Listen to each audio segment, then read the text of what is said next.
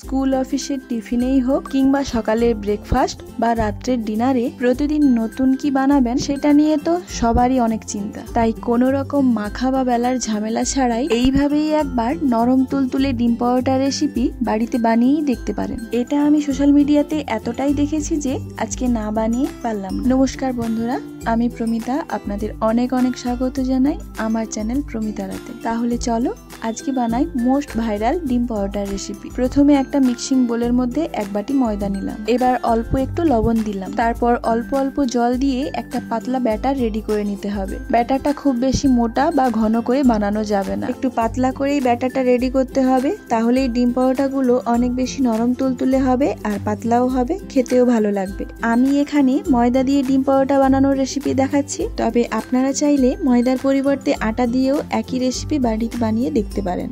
এখানে আমি রুম টেম্পারেচারে থাকা জলই দিয়েছি, কোনো রকম ঠান্ডা বা গরম জল দিই। যখনই চামচের গায়ে এইরকম একটা পাতলা লেয়ার পড়ে যাবে তাহলেই বুঝতে হবে আমাদের ব্যাটারটা একদম রেডি। আমি এখানে দু রকমের পরোটা বানিয়ে দেখাচ্ছি। প্রথমে একটা গ্যাসের ওভেনে কড়াই বসিয়ে কিছুটা তেল ব্রাশ করে নেব, তারপর এক হাতা ব্যাটার নিয়ে কড়াইয়ের মধ্যে দিয়ে এইভাবে চারিদিকে ছড়িয়ে নেব। তারপর ওপর দিয়ে যখন দেখবেন অনেকটা শুকনো হয়ে আসছে আর ব্যাটারটাও চারিদিক থেকে ছেড়ে আসছে, তখনই এটাকে উল্টে নিয়ে উল্টো দিকটাও হালকা ভেজে তুলে রাখতে হবে। এখানে আপনারা ময়দার পরিমাণটা কম বেশি করতে পারেন, সেই মতো আপনার ময়দার ব্যাটারটাও তৈরি হবে।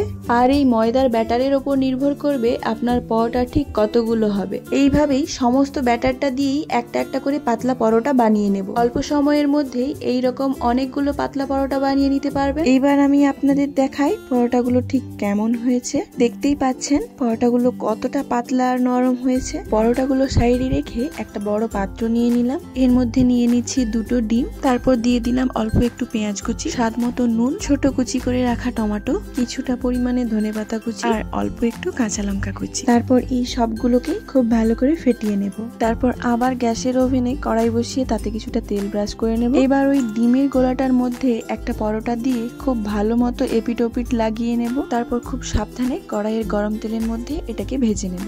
এইভাবেই একটু উল্টে পাল্টে দুই দিকেই লাল করে ভাজতে হবে। তারপর পরোটাটাকে ফোল্ড করে নেব। আপনারা চাইলে পরোটাগুলোকে যে কোনো সাইজে ফোল্ড করতে পারেন, ত্রিকোণ করে, চৌকো করে বা গোল করেও এইভাবে পরোটাগুলো রেখে দিতে পারেন। মিডিয়াম ফ্লেমে দুই দিকেই এইভাবে ভেজে নিয়েছিলাম। কিছু পরোটা এইভাবে ভেজে নেওয়ার পর বাদবাকি যে ডিমের গোলাটা থেকে যাবে এদিক ওদিক ভালো করে নেড়ে চেড়ে ডিমের একটা ভুজিয়া বানিয়ে নেব। এবার দেখাবো আরেক ধরনের ডিম পরোটা। তার জন্য কড়াইতে তেল ব্রাশ করে একটা পরোটা দিয়ে মাঝখান দিয়ে ডিমের পুরগুলো দিয়ে দেব। তারপর পরোটার একটা সাইডে লাগিয়ে দেব ময়দা গোলার কিছুটা মিশ্রণ। এটা না লাগালে পরোটাটা ঠিক সেট হবে না আর পরোটার ভাঁজ খুলে পুর বেরিয়ে যাওয়ার চান্স অনেকটাই থেকে যাবে। তারপর মাঝখান থেকে ফোল্ড করে দুই দিক খুব ভালো করে ভেজে নিয়ে এটাকে তুলে রাখবো। আমি এখানে দুই রকমের ডিম পরোটা দেখানোর চেষ্টা করেছি, খুব কম সময়ের মধ্যেই এই পরোটাগুলো ভাজা হয়ে যায়। আর এই ডিম পরোটাগুলো খেতে এতটাই ভালো হয় যে অল্প একটু টমেটো কেচাপ দিয়ে খেতে পারেন। আশা করি আপনাদেরও খুব ভালো লাগবে। দারুণ স্বাদের এই ডিম পরোটা রেসিপি আপনারা বাড়িতে বানিয়ে দেখতে পারেন। আর বাড়িতে বানালে